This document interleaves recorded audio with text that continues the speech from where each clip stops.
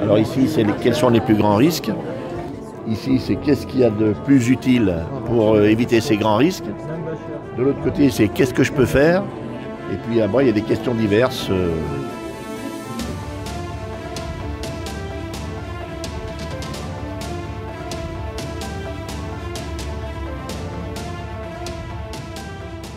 On est ravis d'avoir cette énergie citoyenne qui nous accompagne depuis le début du mandat. Et très flatté que vous ayez choisi la commune de Marcy-l'Étoile pour organiser votre débat.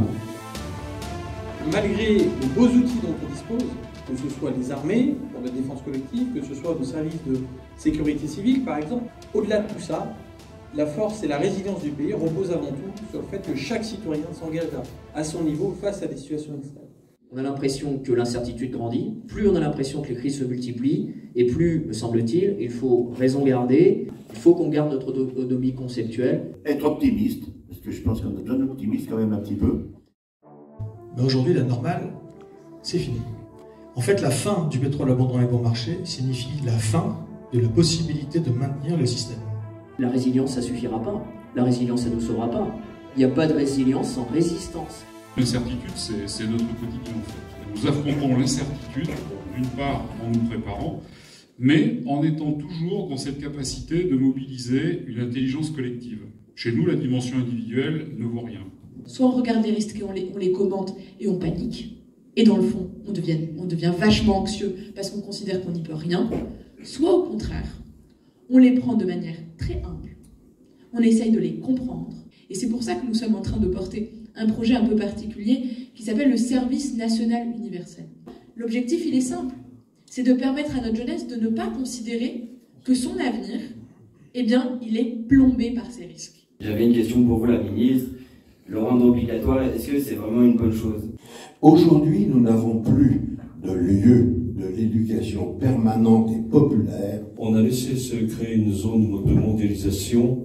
Les conflits viennent en grande partie de là. Donc économiquement, est-ce que l'ennemi est extérieur ou intérieur? C'est pas tout d'avoir prévu ce qui se passe en cas de crise, c'est qu'il faut que les gens le sachent.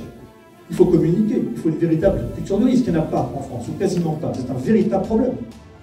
Que faire par rapport aux risques climatiques? Quelles sont les règles internationales qui les gèrent? Le dérèglement climatique, par exemple, n'est pas un problème, mais juste une conséquence. C'est un symptôme. On ne prend pas les choses sous le bon angle. Nous allons devoir affronter effectivement des défis auxquels nous ne pensons pas. Ça va être hyper basique ce que je veux dire, mais la démocratie c'est un muscle. Moins on l'utilise, plus elle s'atrophie. En début d'année, j'étais en Finlande et les Finlandais m'ont vraiment impressionné par leur capacité à penser le pire et ensuite à continuer à vivre. Et donc dans ce monde d'incertitude, je pense qu'on peut encore fabriquer du bonheur. Le débat, c'est toujours intéressant. Moi, j'étais intéressé notamment par les problématiques de défense.